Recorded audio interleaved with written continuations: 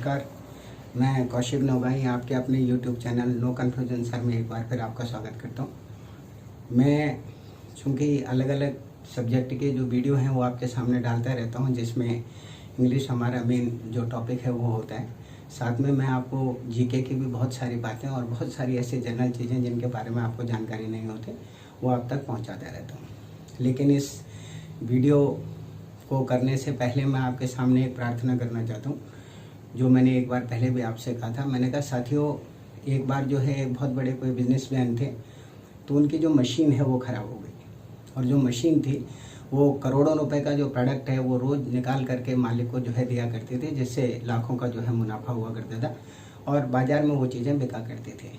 Sudden एक दिन क्या हुआ कि जो मशीन थी वो आपकी ख़राब हो गई, और ख़राब होने के बाद उसका जो प्रोडक्शन था वो ठीक नहीं होने लगा। उसके अंदर अलग अलग प्रकार के फॉल्ट या अलग अलग प्रकार की परेशानियां आने लगी। तो मालिक ने कहा कि यार ऐसे तो बात बनेगी नहीं। उन्होंने तुरंत जो उसका मैकेनिक था उसको फ़ोन किया। तो जो मैकेनिक साहब थे वो जब आए, उन्होंने कहा हाँ जी बताइए। कहने लगे जी मशीन में थोड़ी दिक्कत है। तो कहने लगे सर कोई बात नहीं, मशीन ठीक कर देते हैं, देख लेते हैं इसमें प्रॉब्लम क्या है। तो उन्होंने मशीन का जो बटन था उसे ऑन किया और उसके बाद मशीन को चलाना शुरू किया। तो हार्डली 1-1.5 मिनट के बाद ही उन्हें ये पता चल गया कि मशीन के अंदर प्रॉब्लम क्या है।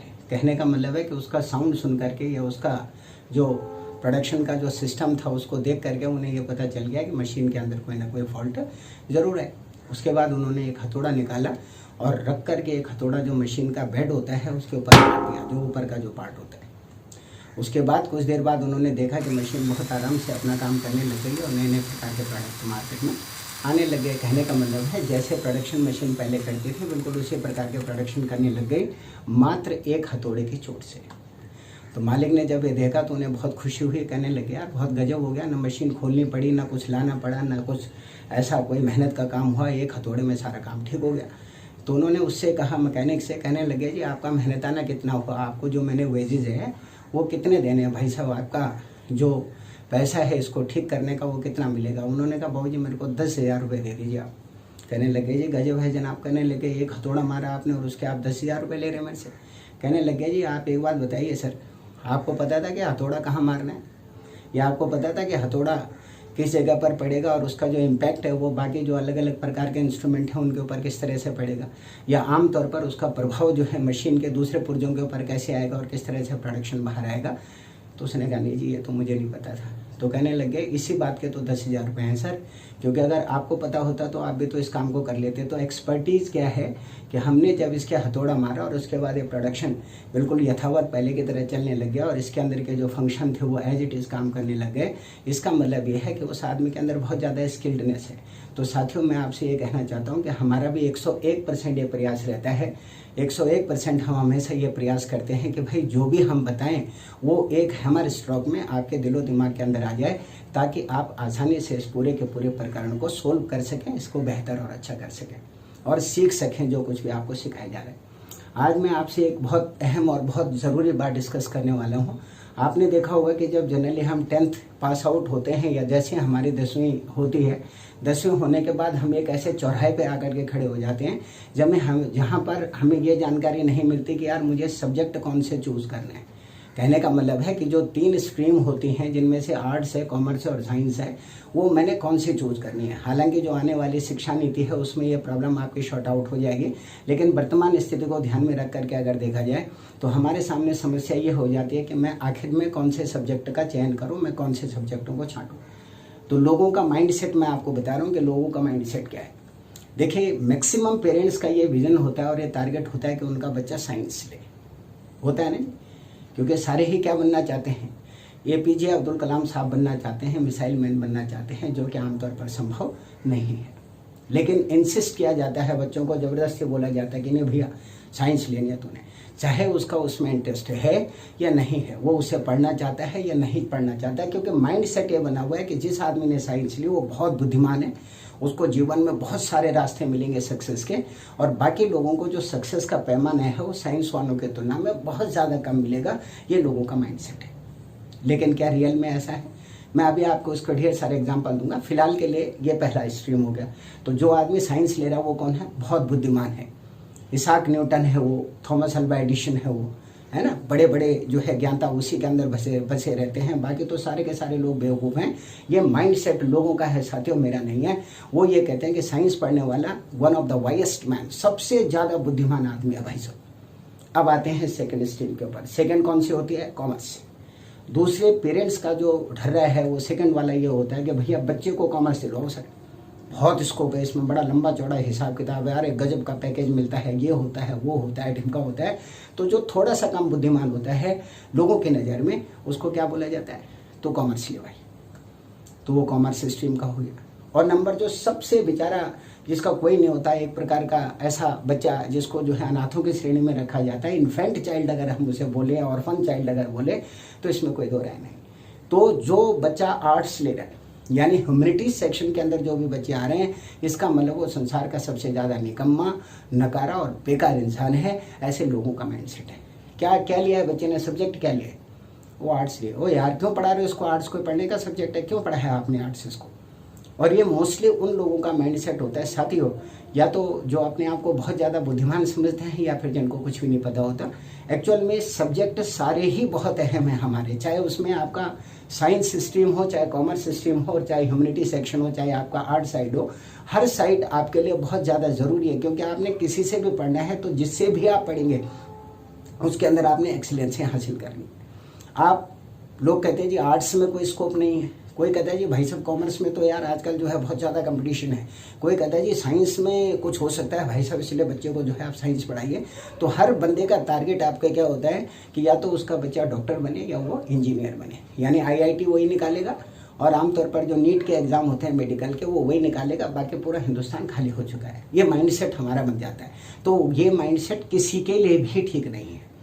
मेरा अपना खुद का यह मानना है, और ऐसा होना भी चाहिए कि आमतौर पर जो बच्चा जो पढ़ना चाहता है आप उसको वो पढ़ने दीजिए, क्योंकि जिसमें उसको मास्टरी हासिल होनी है, जिसमें उसको एक्सीलेंसी हासिल होनी है साथियों, आमतौर पर वही उसके लिए सबसे बेस्ट सब्जेक्ट है। क्या संस्कृत पढ़ाने वाले जो लोग हैं क्या उनको काम नहीं मिलता? या क्या जो हिंदी पढ़ाने वाले लोग हैं क्या उनको काम नहीं मिलता? या आमतौर पर जो लोग जो है ह्यूमैनिटी सेक्शन से, पॉलिटिकल से काम करते हैं क्या उनको काम नहीं मिलता? हर एक को मिलता है अगर उसने रियल में पढ़ाई की है। मैं आपको एक बहुत गजब की बात बता रहा हूँ कि जो इकोनॉमिक्स हमारा एक सब्जेक्ट है आपका ह्यूमैनिटी सेक्शन के अंदर, वो कॉमर्स में भी होता है, उसको साइंस वाले भी ले लेते हैं बहुत स्कूलों में। तो आप ये मान लीजिए कि इकोनॉमिक्स आपका एक ऐसा सब्जेक्ट है जिसमें अमेरिका में अलग से नोबेल पुरस्कार देने का प्रावधान है।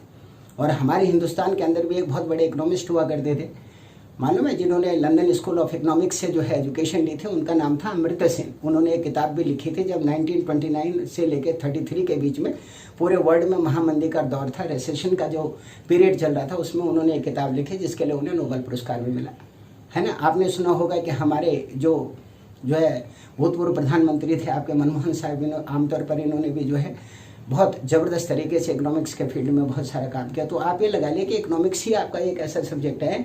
आर्ट्स साइड की बात करो, मतलब हर सब्जेक्ट अपना है, लेकिन जो लोग कहते हैं कि आर्ट्स बिल्कुल निकम्मी है, ख़त्म है, और जो नकारा लोग हैं वो लेते हैं, उसमें कोई फ्यूचर नहीं है, कोई भविष्य नहीं है, ज़िंदगी बिल्कुल तहस नहस हो जाती है। मैं थोड़े से उनके जो ज्ञान चक्षु हैं, यानी जो उनकी डिवाइन आइज़ हैं, जो चमत्कारी आँखें उनकी हैं, जिनमें अटूट ज्ञान भरा हुआ है, उसके विषय में कुछ आपको बताना चाहता हूँ। और वो मैं क्या बताना चाहता हूँ साथियों, उसमें देखिए कि जो कहते हैं कि आर्ट्स में स्कोप है ही नहीं, आपको जान के बड़ा अचरज होगा कि आर्ट्स ही ऐसा वास्ट सब्जेक्ट्स हैं जो न तो साइंस में है और न कॉमर्स में। 19 सब्जेक्ट हैं साथियों आर्ट्स स्ट्रीम के अंदर, ह्यूमैनिटी सेक्शन के अंदर 19 सब्जेक्ट हैं, और 19 के 19 सब्जेक्टों के अपनी बहुत बड़ी पहचान है। 19 सब्जेक्टों को काउंट करते करते हमें समय बहुत हो जाएगा। जैसे मैं आपको एक जनरल कह रहा हूँ कि उसमें इंग्लिश है, आपकी हिंदी है, आपकी पॉलिटिकल साइंस है, आपकी हिस्ट्री है, आपका इकोनॉमिक्स है, आपकी साइकोलॉजी है, आपकी सोशोलॉजी है। उसके बाद इसी में हम आगे इसी श्रेणी में जाते हैं, इसमें पेंटिंग है, इसमें आपका जो है इंफॉर्मेशन टेक्नोलॉजी है, इसी के अंदर आपका मैथमेटिक्स है। इफ़ यू वांट टू, अगर आप चॉइस में रखते हैं तो बहुत सारे स्कूलों में आर्ट्स के साथ में भी मैथ्स है ना, कंप्यूटर आप उसमें ले सकते हैं, IP आप उसमें ले सकते हैं, यानी ऑप्शनल आपके पास में 19 सब्जेक्टों का पेंटिंग है, आपका फिजिकल एजुकेशन है, ठीक है ना, आपका ऑफिस मैनेजमेंट है, वोकेशनल के अंदर बहुत सारे सब्जेक्ट हैं, फैशन डिजाइनिंग का है, बहुत सारे ऐसे सब्जेक्ट हैं। ओवरऑल मिला करके अगर आप काउंट करें तो 19 सब्जेक्ट हैं, 19 सब्जेक्ट हैं जिसमें आप ह्यूमैनिटी सेक्शन के अंदर अपना फ्यूचर बना सकते हैं। ये मैं इसलिए कह रहा हूँ, मैं सभी स्ट्रीम के ऊपर आपको बताऊंगा, लेकिन फिलहाल ह्यूमैनिटी सेक्शन को सबसे ज़्यादा डाउन स्तर के ऊपर रखा जाता है, उसे बिल्कुल नीचे स्तर के ऊपर रखा जाता है, उसकी अहमियत नहीं होती, इसलिए मैं इसके विषय में आपको जानकारी दे रहा हूँ। अब आप साथियों, अगर सपोज आप ह्यूमैनिटी सेक्शन से पढ़ते हैं या अगर आपने ह्यूमैनिटी सेक्शन से स्टडी की है, यानी अगर आपने आर्ट्स के सब्जेक्ट लिए हैं, तो देखिए आप कहाँ कहाँ अपना फ्यूचर बना सकते हैं। मैं कुछ जॉब्स के बारे में आपको जानकारी देता हूँ। नंबर पहला, आप साइकोलॉजिस्ट बन सकते हैं। कहने का मतलब है, ये भी एक डॉक्टर होता है जी। साइकोलॉजिस्ट का मतलब है the person who can know about the mentality system. आमतौर पर वो व्यक्ति जो मानसिक रोग का इलाज करता है, मानसिक चिकित्सा करता है, मनोचिकित्सा का इलाज करता है, उसको हम क्या बोलते हैं? साइकोलॉजिस्ट। तो ये डॉक्टर हो गया जी। ये किस साइड से बना है भाई साहब? ह्यूमैनिटी सेक्शन से बना हुआ है। तो क्या हम उसको अंडर एस्टिमेट कर सकते हैं? नंबर दूसरा साथियों, इसी में आपका क्रिमिनल साइकोलॉजिस्ट है और क्लिनिकल साइकोलॉजिस्ट है। क्रिमिनल साइकोलॉजिस्ट उसे बोलते हैं कि किसी अपराधी ने अगर कोई अपराध किया तो भैया उसने क्यों किया है, उसके पीछे क्या कारण है, जो इनकी स्टडी करते हैं, यह भी आर्ट साइड से होता है। नंबर दूसरा क्लिनिकल, आमतौर पर आप कोई आदमी अगर मनोरोगी है तो उसको आपने कौन कौन सी चीज़ें प्रोवाइड करवानी है, क्या उसको दवाइयाँ देनी है, किस प्रकार का ट्रीटमेंट देना है, कौन कौन से उसको ऐसे सिस्टम बताने हैं जिसके द्वारा वो ठीक हो सके, इसमें आप काम कर सकते हैं। नंबर फोर्थ है आपका काउंसलर। आमतौर पर आप किसी के एडवाइजर बन सकते हैं, किसी को आप सलाह दे सकते हैं कि भाई साहब आपको ये करना चाहिए, आपको ये करना चाहिए। काउंसलरों के बहुत स्कोप होते हैं साथियों, जो जीवन के प्रति लोगों के अंदर अवेयरनेस क्रिएट करते हैं, उन्हें इसके विषय में जानकारी देते हैं। उससे अगला है आपका ह्यूमन रिसोर्स मैनेजर। आमतौर पर बहुत सारी कंपनियों में आपने देखा होगा कि एचआर होते हैं जो आमतौर पर ये बताते हैं कि कंपनी के लिए क्या करना चाहिए, कैसा कैसा सिस्टम होना चाहिए, किन लोगों को अपॉइंट करना चाहिए, कैसे अपॉइंट करना चाहिए। इसमें आप अपना फ्यूचर जो है बना सकते हैं। पब्लिक रिलेशन ऑफिसर, आमतौर पर किसी भी गवर्नमेंट में या प्राइवेट सेक्टर में आप पीआरओ का काम कर सकते हैं, जिसका काम लोगों को डील करना होता है, उनके साथ व्यवहार करना होता है और अपनी चीज़ों के बारे में जानकारी देनी होती है। उससे अगला है आपका सोशोलॉजिस्ट। अगर आप चाहें तो कोई समाजशास्त्री बन सकते हैं, यानी समाज का अध्ययन करके उसके अंदर की जो कुरीतियाँ हैं, जो बुरी चीज़ें हैं, जो दूसरे सिस्टम हैं, इसके अंदर आप काम कर सकते हैं, सोशोलॉजिस्ट बन सकते हैं। उसके बाद आपका पैस्पोलॉजिस्ट बन सकते हैं। अब देखिए पैस्पोलॉजिस्ट पता कौन है? जो चुनाव का विश्लेषण करते हैं। जितने भी लोग अलग अलग प्रकार के डेटाज देते हैं, इलेक्शन के बारे में जानकारियां देते हैं, ये सब आपके पैस्पोलॉजिस्ट होते हैं। और साथियों एक्चुअली ये जो वर्ड है पैस्पोलॉजिस्ट, ये आपका कहाँ का वर्ड है मालूम है? ग्रीक का वर्ड है। और ग्रीक में इसका मतलब बैलेट होता है, इसका मतलब वोट होता है, तो वहाँ से ये शब्द निकला हुआ है। तो जो भी लोग आपका पैस्पोलॉजिस्ट अगर चाहते हैं तो चुनाव विश्लेषक आप बन सकते हैं। किससे? ह्यूमैनिटी सेक्शन से पढ़ करके। उससे अगला है आपका नंबर नेक्स्ट है, वो है पॉलिसी एनालिस्ट। आमतौर पर आप अलग अलग प्रकार की नीतियां तैयार कर सकते हैं, सरकार के लिए, प्राइवेट कंपनी के लिए, कहीं के लिए भी। इसमें आप अपना भविष्य बना सकते हैं, क्योंकि ह्यूमैनिटी सेक्शन में इतने सारे ऑप्शन आपके सामने ओपन रखे हुए हैं। किसी भी सेक्टर में आप जा सकते हैं, उसमें कोई पाबंदी नहीं है। उससे नेक्स्ट है आपका सोशल मीडिया मैनेजर। आजकल तो इसी का जमाना है भाई। बहुत सारी पॉलिटिकल पार्टियों ने तो लाखों लाखों लोग सिर्फ इसी काम के लिए रखे हुए हैं, जो सोशल मीडिया के ऊपर अलग अलग प्रकार की एक्टिविटी करते हैं। ये पूरी यूनिवर्सिटी आपकी डेवलप हो गई है, जो ज्ञान का भंडार आपको बिखेरती है। हालांकि वो ज्ञान 100% गलत होता है जो व्हाट्सएप के ऊपर आप देखते हैं। सोशल मीडिया मैनेजर के रूप में आप काम कर सकते हैं, हिस्टोरियन के रूप में काम कर सकते हैं, आर्कियोलॉजिस्ट के रूप में काम कर सकते हैं। आर्कियोलॉजिस्ट साथियों वो होते हैं जो आमतौर पर पुरातत्व विशेषज्ञ होते हैं ना, जो इतिहासकार होते हैं, उनकी चीज़ों को खुदाई करना, वहाँ से अलग अलग चीज़ें निकालना, उसमें आप अपने फ्यूचर को सनसाइन कर सकते हैं। उसके बाद आप म्यूजियम क्रिएटर हो सकते हैं। जो बड़े बड़े हमारे नेशनल म्यूजियम्स होते हैं या अलग अलग म्यूजियम होते हैं जो पुरानी चीज़ों का संग्रह करते हैं, वहाँ पर आप अपने फ्यूचर को आजमा सकते हैं, वहाँ पे काम कर सकते हैं। उसके बाद आप इंफॉर्मेशन ऑफिसर के रूप में काम कर सकते हैं, ऑथर के रूप में काम कर सकते हैं, रिसर्चर के रूप में, एक खोजकर्ता के रूप में आप काम कर सकते हैं, टीचर के रूप में, प्रोफेसर और लेक्चरर के रूप में, एडवोकेट के रूप में। उसके बाद और कौन कौन से स्कोप हैं आपके? एज ए जर्नलिस्ट आप बन सकते हैं, जज आप बन सकते हैं, मजिस्ट्रेट आप बन सकते हैं, रिपोर्टर न्यूज़पेपर के लिए जो होते हैं वो आप बन सकते हैं, होटल मैनेजर आप बन सकते हैं। उसके बाद मास कम्युनिकेशन में आप जा सकते हैं, कॉपी राइटर का काम आप कर सकते हैं। कॉपी राइटर साथियों उसे कहते हैं कि जिनके पास एक पन्ना दिया जाता है तो वो उसको ओवरऑल करके, ठीक करके उसकी लगातार कॉपियाँ प्रिंट करने का काम करते हैं, यानी उसको लिखने का काम करते हैं, वो आपके कॉपी राइटर हो गए। फैशन डिजाइनर, ये आपको पता ही है। उसके बाद ब्रॉडकास्टर, आमतौर पर जो प्रसारण का काम करते हैं, समाचार जो वाचक होते हैं या जो आमतौर पर न्यूज़ रीडर्स होते हैं, उसका आप काम कर सकते हैं। मार्केटिंग एनालिस्ट, आमतौर पर बाजार के अंदर कौन कौन सी नीतियां चल रही हैं या बाजार का हालचाल क्या चल रहा है उसके अंदर आप अपना भाग्य जो है आजमा सकते हैं। इकोनॉमिस्ट, ये तो अपने आप में गजब का फील्ड है। आप ये लगा लीजिए कि अगर किसी नामी गिरामी कॉलेज में, जैसे लेडी श्री राम कॉलेज है या Shri Ram college of commerce है या सेंट स्टीफन है, इन कॉलेजेस से अगर आपने इकोनॉमिस्ट ऑनर्स कर लिया, यानी इकोनॉमिक ऑनर्स आपने कर लिया, तो साथियों आपको 10 से लेकर 12 लाख रुपए का पैकेज एनुअल किसी भी बड़े इंस्टीट्यूशन के अंदर, किसी भी बड़ी कंपनी के अंदर, ऑर्गेनाइजेशन के अंदर मिल जाएगा। तो खराब है सब्जेक्ट, ह्यूमैनिटी सेक्शन खराब है क्या? अब आप अंदाजा लगा लिए। उससे नेक्स्ट है आपका होटल मैनेजर आप बन सकते हैं, ह्यूमन रिसोर्स एग्जीक्यूटिव, अभी जो मैं HR के आपसे बात कर रहा था वो बन सकते हैं, इवेंट मैनेजर बन सकते हैं, सेल्स मैनेजर बन सकते हैं, लीगल एडवाइजर बन सकते हैं, कानूनी सलाह देना किसी को वो बन सकते हैं, और पैरालीगल बन सकते हैं। अब ये पैरालीगल एक नया शब्द था, इसको बता देता हूँ साथियों। पैरालीगल हम उसे कहते हैं जो गांव-गांव जा करके, अलग अलग स्थानों पे जा करके, रिमोट जो एरिया होते हैं वहाँ जा करके, बैकवर्ड एरियाओं में जा करके लोगों को इसके बारे में जानकारी देते हैं। अगर किसी को न्याय नहीं मिला है तो उन्हें न्याय दिलवाने का काम करते हैं। ये कौन हो गए? पैरालीगल हो गए। ये भी किसी एडवोकेट से कम नहीं होते। उसके बाद आपका एनवायरमेंटल लॉ एक्सपर्ट होते हैं, जो एनवायरमेंट के बारे में, जो खराब वातावरण आदि हो रहा है, प्रदूषण हो रही है, उसके बारे में जो नीतियां बनाते हैं। उसके बाद आपका साइबर लॉ एक्सपर्ट, बहुत डिमांड है इसकी। आजकल साइबर क्राइम इतने ज़्यादा बढ़ जाते हैं, तो उनको ठीक करने के लिए आप अगर ह्यूमैनिटी सेक्शन से पढ़े हुए हैं तो यू हैव एन ऑप्शन। आपके पास में एक ऑप्शन साथियों और है, और वो ऑप्शन आपका क्या है कि आप साइबर लॉ एक्सपर्ट बन सकते हैं।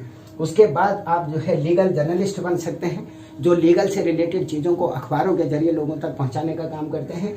एक्टिविस्ट बन सकते हैं, कार्यकर्ता बन सकते हैं कोई, और सोशल वर्कर बन सकते हैं कोई। समाज के अंदर आप अपनी भूमिका अगर चाहें तो वो निभा सकते हैं। उसके बाद आपका जो है ट्रांसलेटर बन सकते हैं, किसी भी फॉर्म के ट्रांसलेशन कर सकते हैं, लैंग्वेज कोई भी सीख सकते हैं। उसके बाद आपका जो है टूर मैनेजर बन सकते हैं, गाइड बन सकते हैं, प्रूफ रीडर बन सकते हैं, जो गलतियों को ठीक करके एज एडिटिंग का काम करते हैं, एडिटर का काम करते हैं। लाइब्रेरियन का आप काम कर सकते हैं, फिल्म डायरेक्टर आप बन सकते हैं, कार्टूनिस्ट बन सकते हैं, कॉलमनिस्ट बन सकते हैं, शेफ बन सकते हैं, PTI बन सकते हैं, योगा टीचर बन सकते हैं। तो ये कम से कम 51 मैंने आपके सामने ऐसे ऑप्शन रख दिए हैं जिनसे आप बहुत आसानी से ह्यूमैनिटी सेक्शन में अपना भविष्य बना सकते हैं। तो खराब काम है, लेकिन लोगों के दिलो दिमाग के अंदर जो माइंड सेट की बात कर रहा हूँ मैं, और उसके पीछे एक सिंपल सा रीज़न है कि या तो लोग बहुत ज़्यादा कुशाग्र बुद्धि के हैं वो, या फिर वो कुछ नहीं जानते, जिन्होंने आमतौर पर स्टडी को इस तरीके से। आप एक बात बताइए, जितने भी हमारे UPSC के एग्ज़ाम होते हैं उनमें अगर आप सक्सेस रेशो लेके अगर चलोगे, बताऊंगा मैं किसी दिन इसके बारे में, क्योंकि वीडियो फिर बहुत ज़्यादा लंबी हो जाएगी। तो आप ये देख लेना कि जितने भी मेजर पोस्टें हैं, जितने भी बड़े बड़े एडमिनिस्ट्रेटर हैं, आमतौर पर अगर जनरली देखा जाए तो उनका स्टडी का मटेरियल आपका क्या होता है? हिस्ट्री होती है, पॉलिटिकल साइंस होती है, इकोनॉमिक्स होती है, आपका जनरल स्टडीज़ होती है, और आपका जो है इंग्लिश होती है, और उसके बाद रीजनिंग होती है। तो इन सारी चीज़ों को, चाहे हम प्रीलिम्स की बात करें, चाहे हम मेन की बात करें, और चाहे हम इंटरव्यू की बात करें, तो साथियों इससे आप अंदाज़ा लगा सकते हैं या सोच सकते हैं कि ह्यूमैनिटी के जो सब्जेक्ट हैं, ह्यूमैनिटी जो पूरा का पूरा सेक्शन है, वो आपके लिए कितना ज़्यादा इंपॉर्टेंट है। तो प्लीज़ इसको अंडर एस्टिमेट मत कीजिए, इसको भी सर आँखों के ऊपर बिठाइए, जिस तरह से हम कॉमर्स या साइंस को बिठा करके रखते हैं, क्योंकि वैल्यू सबकी एक ही है। एक्सपर्टीज होना चाहिए, और हर काम के लिए स्किल का होना बहुत ज़्यादा ज़रूरी है। जैसे मैंने वो हथौड़े वाली बात आपको बताई थी, तो मैं फिर इसके जो अदर स्ट्रीम्स हैं उनको लेकर के भी फिर आपके सामने ज़रूर वीडियो लेकर के आऊँगा। ये पहले इसको इसलिए रखा गया क्योंकि लोग उनको बिल्कुल बेकार और यूजलेस समझते हैं, जो भी बंदा ह्यूमैनिटी से या आर्ट सेक्शन से पढ़ता है। ये लोगों के माइंड सेट की मैं बात कर रहा हूँ। मैं कौशिक लोगाई फिर दोबारा नेक्स्ट वीडियो लेके आपके सामने आऊँगा। तब तक प्लीज़ स्वस्थ रहिए, आरोग्य रखिए, और साथियों इस गरीब के ऊपर जरा दया करो प्लीज़। ज़्यादा से ज़्यादा सब्सक्राइब कीजिए, ज़्यादा से ज़्यादा शेयर कीजिए, मैक्सिमम लोगों तक इसको पहुँचाइए, अपने कमेंट्स से लाइक जरूर कीजिए। Thank you very much. बहुत जल्दी।